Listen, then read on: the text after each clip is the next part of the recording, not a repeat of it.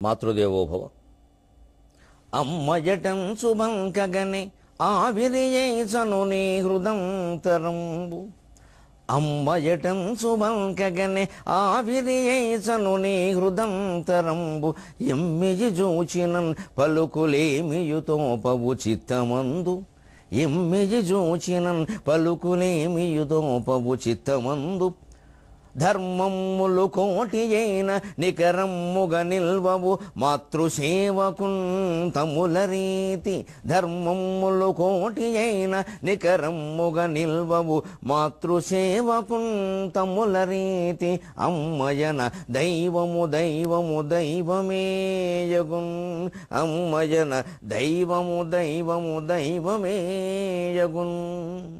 ABN Andhra Jyothi ప్రేక్షక మహాశయులందరికీ నవజీవన వేదం అనే కార్యక్రమంలో 645వ భాగానికి స్వాగతం పలుకుతున్నాం. ఇప్పుడు మనం యావత్ ప్రపంచ చరిత్రని భారతీయ తాత్విక చింతన నేపథ్యంలో వివరించే కావ్యం సాగర ఘోషలో ద్వితీయాంతరంగంలో అంటే 2వ అధ్యాయంలో ప్రవేశించబోతున్నాం. కవి ఉదయకాలాన్ని వర్ణిస్తున్నాడు. పొద్దున్నే లేచేవాళ్ళు ఎంత అదృష్టవంతులండి. 5 గంటలకు లేచే అలవాటు ఉన్న వాళ్ళందరికీ నమస్కారం. లేవని అలవాటు ఉన్న వాళ్ళకు కూడా నమస్కారం. ఎందుకంటే వాళ్ళు పడుకోవడం వల్లే మనం సుఖంగా ఉన్నాం. అందుకని వారికి 2 నమస్కారం. వారు లేస్తే మన పనులు మనం చేసుకునేవారు. అందుకని లేచే అలవాటు ఉన్న వాళ్ళకి 1 నమస్కారం, 9ంటికి లేచే అలవాటు ఉన్న వాళ్ళకి 2 నమస్కారాలు. వారు పడుకోవడం వల్ల మనం హాయిగా మన పనులు మనం జపతపాలని చేసుకోగలుగుతాం. ఉదయం లేవడం ఎంత అదృష్టం అంటే నమక చమకాల్లో వర్ణిస్తారు వేదం. ఉదయనంగోప అదృశన్ అదృశన్ ఉదహార్యక అంటారు. వేదం కవితామయం. ఉదయకాలపు దృశ్యాలు 2-3 అదృష్టవంతులు మాత్రమే చూడగలుగుతున్నారయ్యా. పరమశివుని రూపం ఉదయంలో ఎలా ఉంటుందో వాళ్లే చూడగలుగుతున్నారు. గోపా గోవుల కాపరులు పొద్దున్నే దోళ్ళకి వెళ్ళిపోతారు. పాపం మేతకి తీసుకెళ్ళాలి, తప్పదు. వాళ్ళు ఎంత అదృష్టవంతులు. ఆ దృశ్యాలు చూస్తారు, ఎంత చైతన్యంతో ఉంటారు వాళ్ళు. అందుకే వాళ్ళ జీవితాల్లో జరిగే వాటికి కూడా మీరు గమనించండి, వారు వెంటనే స్పందిస్తారు. ఈ చదువుకున్న వాళ్ళు మేధావులు చాలా ఆలస్యంగా స్పందిస్తారు. ఇంకా మేధావులు ఉంటారు అసలు స్పందించరు. వారు ఊరికే కబుర్లు చెప్పడానికి పుట్టారంతే. వారు ఇంటికి వచ్చిన వాడు బుర్ర తింటూ ఉంటారు, ఏమీ చేయరు. లేదా ఫోన్లో ఎవడన్నా దొరికితే వాడిని వాయించేస్తారు. ఈ దేశం ఇలా ఎందుకు అయిపోయిందంటే నెహ్రూ గారి నిర్ణయం వల్ల. నెహ్రూ గారి నిర్ణయం సరే, నీ నిర్ణయం ఏంటి అది చెప్పడం. ఇప్పుడు మన నెహ్రూని ఏం చేయలేం కదా, ఎందుకు ఈ చర్చ? ఇదే ఆలోచన చేసుకో. మన కర్తవ్యం ఏదో మనం చేద్దాం. వృద్ధాప్యం 60 ఏళ్ళు దాటే అనవసరం ఇంకా జపం చేసుకోవడం మంచి. ఆ జపం వల్ల ఎక్కువ ఫలితం ఉంటుందండి. చాలామంది అది చేయరు. ఆ జపం వల్ల ఎక్కువ ఫలితం ఉంటుంది. వృద్ధులందరికీ 60 ఏళ్ళు దాటిన వాళ్ళకి, 70 దాటిన వాళ్ళకి కనీసం నమస్కారం పెట్టుకోతున్నా. అవసరం లేని సమయంలో మాట్లాడవలసిన అవసరం అత్యవసరమైతే తప్ప మాట్లాడకండి దయచేసి. అత్యవసరమైన పనులు తప్ప చేయకండి. అత్యవసరమైన ఆలోచన తప్ప చేయకండి. మిగిలిన సమయం అంతా నమ శివాయ నమ శివాయ నమో నారాయణాయ నమో నారాయణాయ శ్రీమాత్రే నమః శ్రీమాత్రే నమః. మీ తపశ్శక్తి ఈ దేశం కాదమ్మా, ప్రపంచం అంతా వ్యాపించి ఉగ్రవాదానికి జవాబు చెబుతుంది ఖచ్చితంగా. భగవంతుడి మీద అంత అచంచల విశ్వాసం ఉండాలి మనకి. తపస్సులు ఎవరన్నా ఉన్నారేమో తెలుసుకుని వాళ్ళకి సాష్టాంగం పడిపోయేవారు తప్పితే ఎవరూ చేయట్లేదు. చివరికి ఈ సాష్టాంగాల వల్ల వాళ్ళు కూడా మానేశారు. కళ్ళు చెప్పేస్తే చాలుగా తపస్సు ఎక్కల దండాలు పెట్టేస్తున్నారు. వాళ్ళు కూడా మానేసేసి కూర్చున్నారు శుభ్రంగా. దాని మీద దృష్టి పెట్టాలి మనం. అందుకే తరంగం తపస్సుని ఈ కవి 10-12 పద్యాల్లో వర్ణించాడు చివరిలో. నీటి తరంగం తపస్సు ఏదని ఆయన అందరికీ తెలుసు. దాని స్వధర్మ నిర్వహణే తపస్సు. తపస్వధర్మవర్తిత్వం అన్నారు యక్షప్రశ్నలో ధర్మరాజు. ఈ పని నువ్వు చేస్తే తపస్సు చేసినట్టే అన్నాడు. తరంగం పని తరంగం చేసింది, అందుకే దాన్ని తపస్సు చేసినట్టుగా వర్ణించాడు కవి. ఆ గోపకులు వెంటనే స్పందిస్తారండి. ఎందుకని? వాళ్ళు ఉదయాన్ని చూడగా అనడానికి అలవాటు పడ్డారు కాబట్టి. వాళ్ళ జీవితంలో ఎవరి కోపం వస్తే కర్ర తీస్తాడు, ఆలోచించడం. ఎవరి దగ్గరైనా ఎవరి మీదైనా గౌరవం కలిగిందనో ఒక కాలమే పడిపోతాడు, దానికి ఆలోచించడం. ఈ మేధావులు అనుకున్న వాళ్ళు, ఈ చదువుకున్న వాళ్ళు దేనికి స్పందించరు. పప్పు శుద్ధ ఎందుకంటే ఏమైనా చూసి పొద్దున్న లేచి ఏమైనా చూస్తే అసలు స్పందించే లక్షణం ఉంటే కదా. గోపాహ ఉదహార్యక, నీళ్లు తెచ్చుకునేటువంటి ఆడవాళ్ళు, కావిళ్లతో నీళ్లు పోసేటువంటి మగవాళ్ళు ఎంత అదృష్టవంతులు. ఉదహార్యక, వాళ్ళు చూస్తున్నారు సూర్యుని రూపంలో పరమశివుణ్ణి అంటోంది నమ్మక చిలక. ఉతయనం గోప అదృశన్ అదృశన్ ఉదహార్యక. అలాగే ఈ కవి స్పందించే లక్షణం ఉన్నవాడే కవి కాబట్టి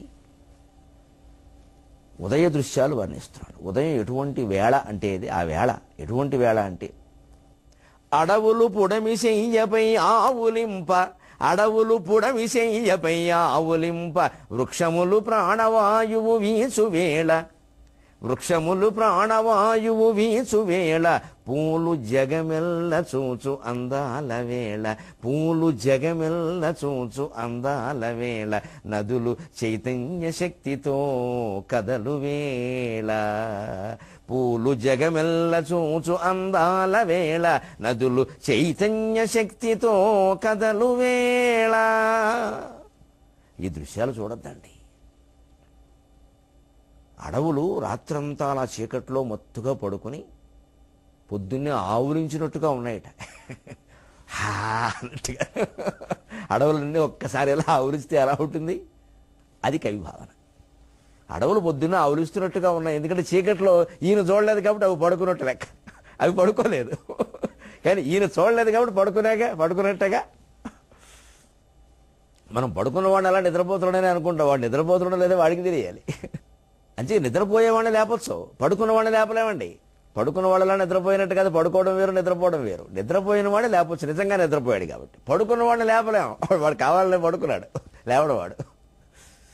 అంటే ఈయన పడుకున్నాడు కాబట్టి అడవులు నిద్రపోయాయి అనుకుంటున్నాడు. పొద్దున్నే మళ్ళీ అలా జుట్టు విరపోసుకున్నట్టుగా అలా కనపడితే ఆవులిస్తున్నాయి అడవులు నిద్రతో.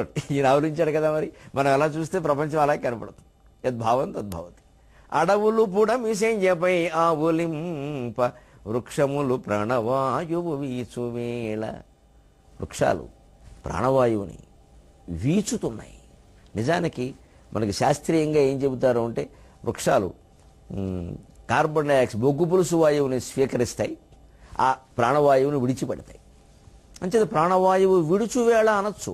విడుచువేళ అంటే శాస్త్రీయమైన మాట అవుతుంది. వృక్షములు ప్రాణవాయువు వీచువేళ, ఆ ప్రాణవాయువును మనకి విసినకరలతో వీచినట్టుగా వీస్తూ ఉంటే కదండి మనం బతుకుతున్నాం. చెట్ల వల్ల మనం బతుకున్నాం. అందుకని ఆంధ్రజ్యోతి వారి కార్యక్రమం ఉంది, మొక్క నాటుదాం అందరం చేద్దాం పని. ఊరికే నాటగానే సరిపోలేదు, అది మనస్సులో నాటుకుంటే ఆ మొక్కని కాపాడతాం. దెబ్బతింటున్న మొక్క అయినా సరే చివరి ఆకు రాలిపోయి ఎండి మూడైపోయే వరకు నీళ్లు పోస్తూనే ఉండాలి. అడవులు పుడమిశయ్యపై ఆవులింప, వృక్షములు ప్రాణవాయువు వీచువేళ, పూలు జగమెల్ల చూచు అందాల వేళ. ఇక్కడ భావన గమనించండి. మనం పువ్వులను చూస్తాం, అలా ఎందుకు అనుకోవాలి, పువ్వులు మనం చూడడం లేదేమిటి? నిజంగానే పువ్వులు మొక్కలు అన్నిటికీ ప్రాణం ఉంది.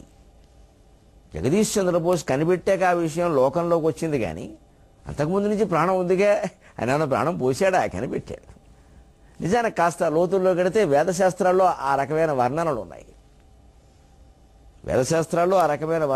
భవభూతి మన నాగానందం, శ్రీహర్షుడు రచించిన నాగానందంలో వృక్షాలకు ప్రాణం ఉన్నటువంటి వర్ణన ఉంది. అవి స్పందిస్తాయని, ఊరికి స్పందించడం, ప్రాణం ఉందని ఎలాగో తెలుసు, ఎదుగుతున్నాయి కాబట్టి స్పందించడం కూడా. ఆ వృక్షాలు ఎలా స్పందిస్తే జగదీష్ చంద్రబోస్ పరిశోధన ఎలాంటిది అనేది ముందు ముందు సప్తమాంతరంగం 7వ అధ్యాయంలో మనం చూస్తాం, సాగర ఘోషలో. వృక్షములు ప్రాణవాయువు వీచువేళ, పూలు జగమెల్ల చూచు అందాల వేళ. అందంగా అలంకరించుకున్న యువతి తనను ఎవరైనా చూడాలనుకుంటుంది. ఇప్పుడు యువకుడు అనుకుంటున్నాడు, తప్పులే. వీళ్ళు ఎవరైనా సరే పూల మొక్క దగ్గరికి వెళ్ళి నుంచోండి, ఆ పువ్వు మిమ్మల్ని చూస్తుంది. అది మన భావన చేయొచ్చు. అలాగా చూసిందా లేదా నీకు తెలుస్తుంది, అది చూస్తుంది. చూడట్లేదని మనం ఎందుకు అనుకుంటాం? మనకి చూడడానికి కళ్ళు ఉన్నాయి, పువ్వుకి కళ్ళు లేవు, అది మన భ్రమ. దానికి ఉండే కళ్ళు దానికి ఉంటాయి. ప్రతి జీవిని మనలాగే ఉండాలని ఆలోచించకూడదు. ఈ అజ్ఞానంలో పడబట్టి దేవుడు కూడా మనలాగే ఉంటాడు అనుకుంటున్నాం. మనం ఎవరన్నా పొగిడితే వారి పనులు చేస్తాం, కాబట్టి దేవుడు స్తోత్రం చేసి మన పనులు చేయమని అడుగుతున్నాం. మనం దేవుడు స్తోత్రాలకు లొంగడు. దేవుడు స్తోత్ర ప్రియుడు కాదు, దేవుడు ధర్మప్రియుడు. నువ్వు ధర్మం చేస్తేనే నీకు ఉపకారం జరుగుతుంది, నీవు ఉపకారం చేస్తేనే నీకు ఉపకారం జరుగుతుంది, నువ్వు అపకారం చేస్తే నీకు అపకారం జరుగుతుంది. ఎన్ని స్తోత్రాలు చేసి ఎన్ని చేసినా దేవుడు మనకు ఉపకారం చేయడు, మనం ఉపకారం చేయాల్సిందే. మనం ఎందుకు అనుకుంటాం అలా ఊరికే? ఆ స్తోత్రంలో ఏముంటుంది? నీ పని జరుపుకునే విధానం ఉంటుంది, దానికి అన్ని ఆలోచనలు ఉంటాయి. ఆ దైవశక్తిని కూడా తీసుకునే విధానం కూడా స్తోత్రంలో ఉంటుంది. అందుకని స్తోత్రం చదవమన్నారు. మన ఎక్కలా చదవాలి, ఈ దృష్టితో చదవాలి. ఈ స్తోత్రం చదివిలా పక్కన పెట్టగానే గుమ్మంలోకి వచ్చేసి ఆ పని ఇవ్వనండి మీ అబ్బాయికి ఉద్యోగం వచ్చిందండి స్తోత్రం కారణంగా అని ఎవరు అనరు. అది సాధ్యం కాదు. అందరికీ ఉద్యోగాలు ఇప్పించడం ప్రభుత్వం పని, దేవుడు పని కాదు. పూలు జగమెల్ల చూచు అందాల వేళ. పువ్వులు ఈ జగత్తును చూస్తున్నాయి అనగానే ఈ జగత్తు ఎంత అందంగా ఉంటుంది, పువ్వు అంత అందంగా ఉంటుంది. మనం పువ్వులను చూస్తున్నామంటే మనలాగే పువ్వు కూడా అనిపిస్తుంది. పువ్వు మన చూస్తుంది అంటే పువ్వులా మనం ఉండే ప్రయత్నం చేస్తాం, సుకుమారంగా సున్నితంగా. ఆ సౌకుమార్యమే ప్రపంచ శాంతికి కావలసింది. నదులు చైతన్య శక్తితో కదలు వేళ. రాత్రి కూడా నది ప్రవహిస్తుంది, కానీ రాత్రి ఎవరైనా లేచి చూస్తే గడ్డకట్టినట్టుగా ఉంటుంది, చాలా నెమ్మదిగా సాగుతుంది. అంచేది నదికి కూడా సూర్యరశ్మి కావాలి, నదికి కూడా ఉదయం అంటేనే ఇష్టం. నదులన్నీ చైతన్య శక్తితో కదులుతున్నాయి. మరి నది నీరు తాగే మనం ఒక తల్లికి పుట్టిన పిల్లలమంతా సోదరులమని భావిస్తే ఒక నది నీళ్లు తాగేవాళ్ళం కూడా సోదరులమే కదండి. ఇలా భావన చేస్తే ఆ నీళ్లు పంచుకోవడానికి తగాదాలు ఉండవు. తల్లికి పుట్టిన బిడ్డలు సమానంగా పంచుకున్నట్టే నది నీళ్లు అంతే. తగాదాలు ఎందుకుంటాయి? ఎవరు మాట వినని పరిస్థితి ఎందుకు వస్తుంది? ఎవరి స్వార్థం వారిది. వీరైనంత లాగేద్దాం, వీరైనంత లాగేద్దాం, అవతల వాళ్ళకి లేకుండా చేసేద్దాం, వాళ్ళు ఏమైనా మనకు అనవసరం.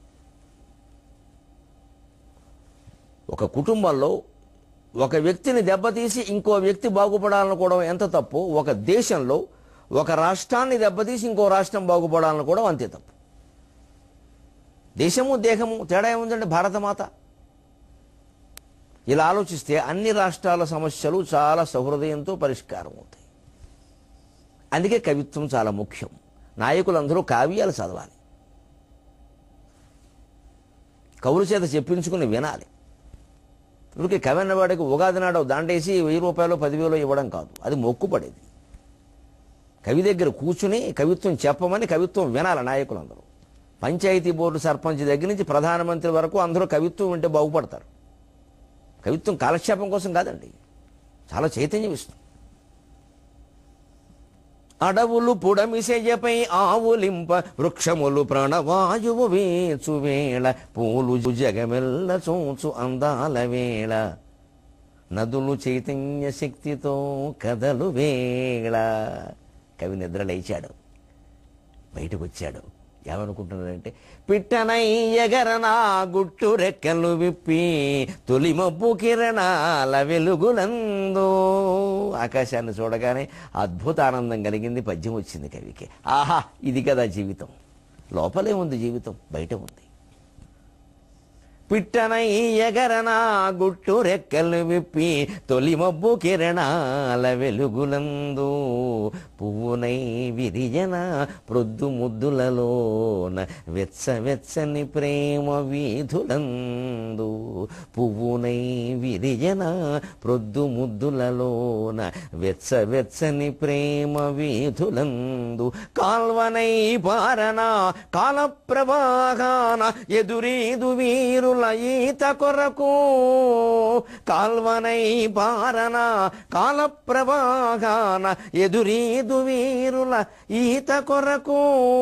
రాగమై సాగన రసరాజ్య వీధిలో, కవిలోకమునకెల్ల కన్నుకుట్ట. రాగమై సాగన రసరాజ్య వీధిలో, కవిలోకమునకెల్ల కన్నుకుట్ట. ఉదయకాలాన నడకలో ఊరు దాటి, ప్రకృతి పలకరింపులకెల్ల బదులు సంగి, తలపులో స్నానముంజేసి తలుపు తీసి, సాగిపోవనా నే సాగిపోవనా సాగర సార్ద్రతటికి, సాగర సార్ద్రతటికి సాగిపోవనా. అని తరంగం దగ్గరికి బయలుదేరుతున్నాడు.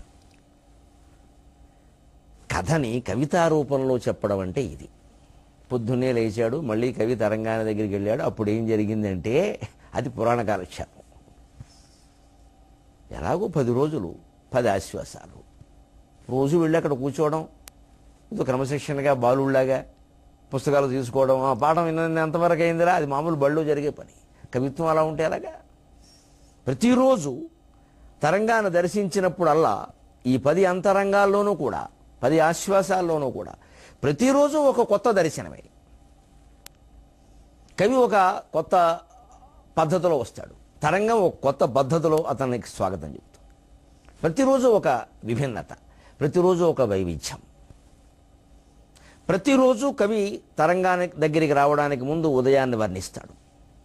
ప్రతిరోజు సాయంత్రం వెళ్ళిపోయే ముందు సాయంకాలపు దృశ్యాలు వర్ణిస్తాడు. కావ్యంలో ఇంచుమించు 10 ఆశ్వాసాలను కూడా ఉదయ దృశ్యాలు, సాయంకాల దృశ్యాలు, మధ్యలో వచ్చే పండుగలు పబ్బాలు దృశ్యాలు కూడా ఉంటాయి. అది సంపూర్ణమైన కావ్య నిర్మాణం.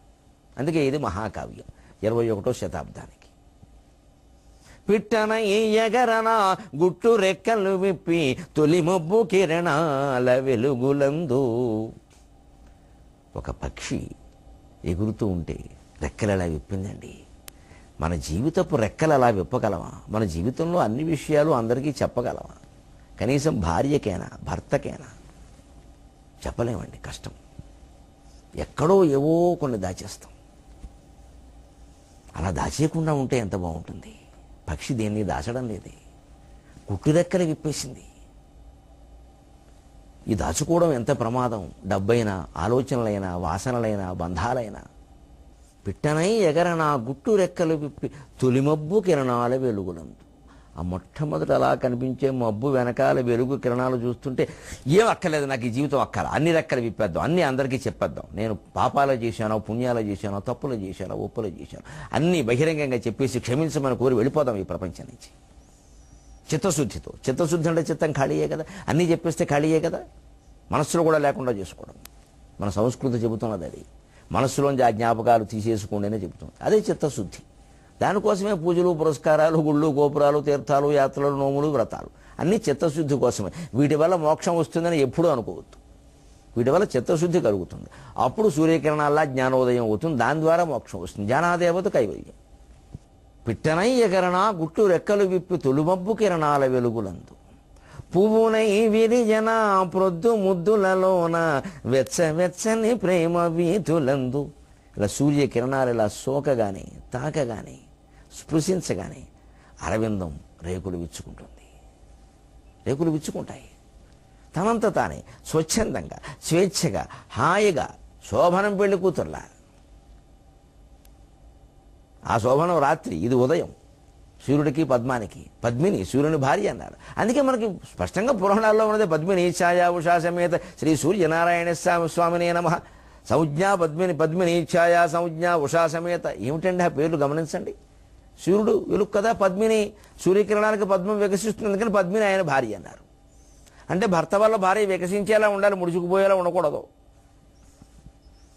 వారు కనపడినప్పుడు వికసించాలి, ముడుచుకుపోతే ప్రేమలైనట్లు లెక్క. ఛాయ సూర్యుడు ఉన్నప్పుడే నీడపడుతుంది, అందుకని నీడలా అనుసరించేది భార్య, అందుకని ఛాయ ఒక భార్య అన్నారు. ఉషస్సు కరిగిపోతుంది, భర్త కౌగిట్లో కరిగిపోయేది భార్య. ఇద్దరి జీవితం ఒకటే, ఒక జీవితంలో ఇంకొక జీవితం కరిగిపోవాలి, అందుకని ఉషాదేవి ఆయనకి భార్య అన్నారు. సంజ్ఞ అంటే మేలుకొల్పడం, అందరినీ మేలుకొల్పేవాడు సూర్యుడు, అందుకని సంజ్ఞని సూర్యనారాయణమూర్తికి భార్య అన్నారు. మన జీవితంలో మేలుకొలుపు రావాలన్నా, పద్మంలా వికసించాలన్నా, నీడలా అనుసరించాలన్నా, ఉషస్సులా ఒకరి జీవితంలో ఒకరు కరిగిపోవాలన్నా ఈ భావాలు అర్థం చేసుకోవాలి. కానీ సూర్యనారాయణమూర్తికి ఛాయాదేవితో కళ్యాణం చేస్తున్నారు, దా చూద్దాం, ప్రసాదం తిందాం, అది అంతవరకు అయిపోతుంది. అది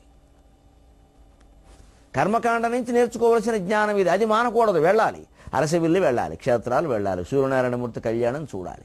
పొందవలసిన భావన ఇది. ఈ భావనతో అది చేయండి, ఎంత మధురంగా ఉంటుందో. అప్పుడు అక్కడ ప్రసాదం కోసం కూర్చోక్కల్లా, ప్రతిక్షణం మధురంగానే ఉంటుంది. ప్రతిక్షణం సూర్యనారాయణమూర్తి ప్రసాదంలాగే ఉంటుంది.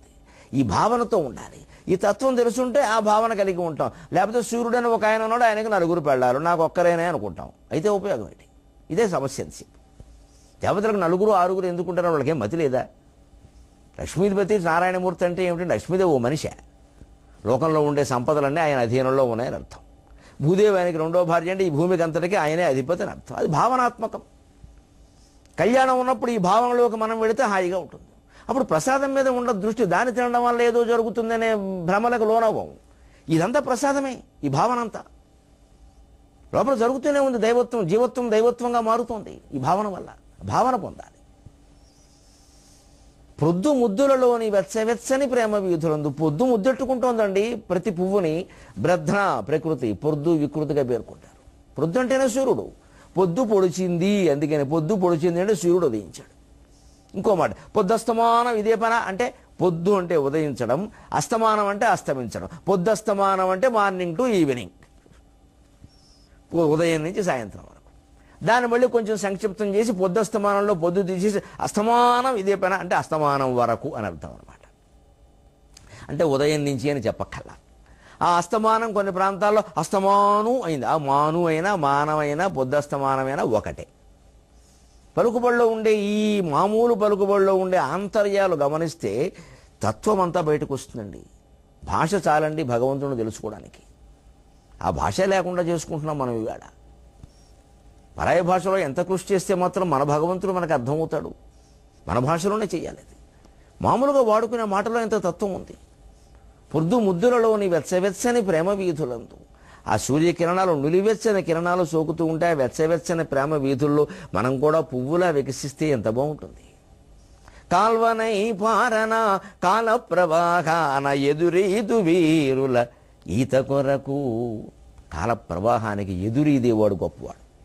ప్రవాహంలో కొట్టుకుపోవడానికి గడ్డి గాథ ఉందండి, మనం ఎందుకండి. మనిషి కాల ప్రవాహానికి ఎదురీదాలి. ఉద్యోగం పోవుగాక ఉండుగాక, పెళ్లి అవుగాక కాకపోవుగాక, చదువు వచ్చుగాక రాకపోవుగాక, సంపదలు వచ్చుగాక పోవుగాక, మృత్యువే వచ్చుగాక 1000 ఏళ్ళు బతుకుదుముగాక. ధర్మానికి కట్టుబడి ఉండాలి. కాల ప్రవాహానికి ఎదురెదరం అంటే అర్థం అది.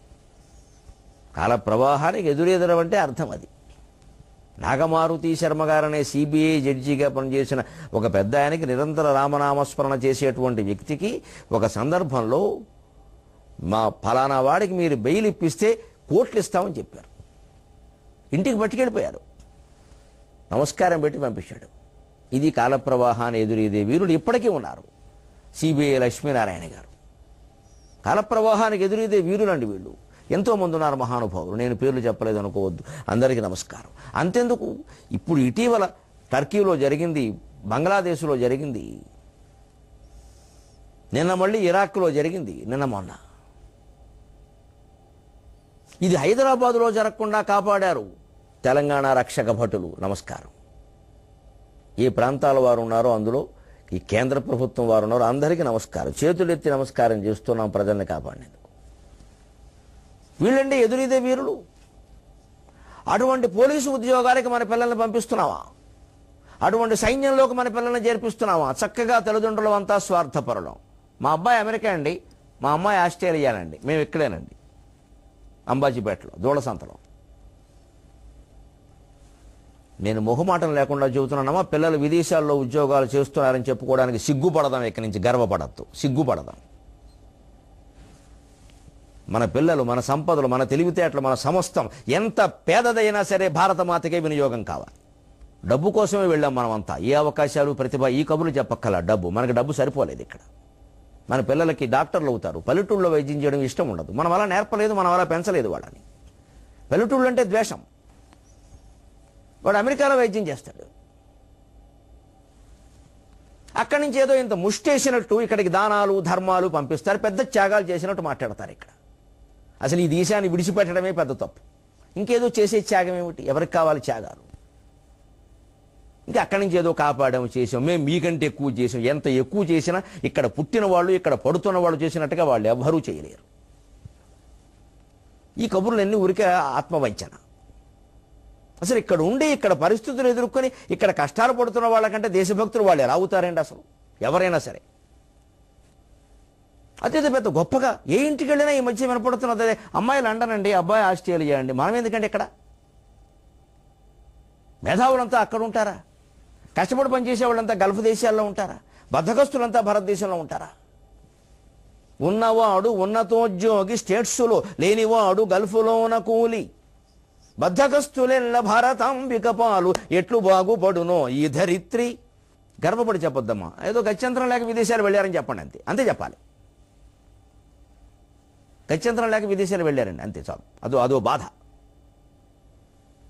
అదంతా గర్వపడాల్సిన విషయం ఏం లేదు అక్కడ. అది ఇతరులకు వ్యాపిస్తుంది వ్యాధిలాగా. వాళ్ళంతా అమెరికాలో, ఆస్ట్రేలియా ఉన్నారు, మన పిల్లలు కూడా అక్కడ ఉండాలి. అందుకని పెద్ద స్కూల్ ఏది, టెక్నో స్కూల్, సంవత్సరానికి 1,00,000 2 లక్షలు ఉంటే కానీ కుదరదు అని చిన్నప్పటి నుంచే, మొత్తం 3 ఏళ్లప్పటి నుంచే కంగారు.